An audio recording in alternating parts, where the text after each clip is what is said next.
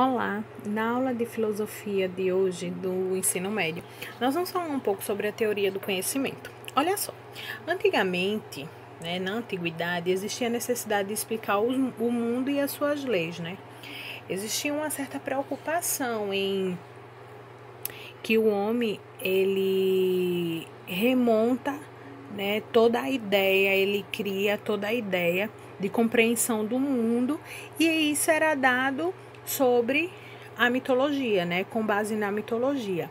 Eles buscavam as explicações em deuses e essas explicações geralmente eram para exemplificar, as respostas de fenômenos desconhecidos. E daí os gregos, eles tinham um pensamento, o pensamento começa a evoluir, os homens passaram a ser o centro dessa discussão, Em outras palavras, eles acabaram que substituíram o mito pela razão.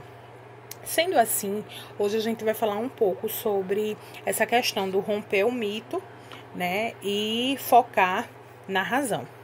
A filosofia inaugura a busca pelo conhecimento racional, centrando a possibilidade de conhecer o mundo no ser humano e não mais nos deuses, E daí existe, algumas noções de conhecimentos que são adquiridas através de algumas características essenciais, como, por exemplo, diferença entre o conhecimento sensível e o conhecimento intelectual, a diferença entre a aparência e a essência, a diferença entre a opinião e o verdadeiro conhecimento, dentre outras características e outros aspectos que eram necessários conhecer as diferenças, conhecer os conceitos formais, E com isso, surge aí, duas áreas de conhecimento.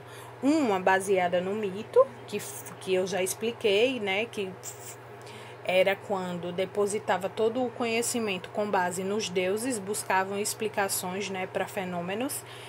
E depois passou a haver o ser humano como centro para essas explicações. E foi daí que surgiu a filosofia.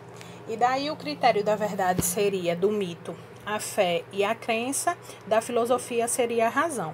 Na metodologia do mito seria a experiência pessoal, já na filosofia seria debates, ou seja, a dialética, E como se dava esse conhecimento?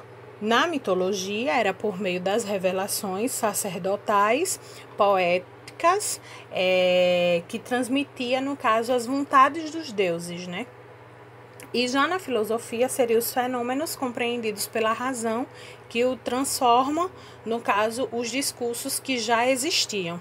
Então, deixa de acreditar no que era mito e passa a acreditar no que era a razão. E junto com essa razão, qual seria a formulação desse conhecimento? Seria a própria filosofia, tá? Espero que vocês tenham compreendido o assunto, Expliquei de forma bem sucinta e rápida, assim, para vocês sintetizarem melhor.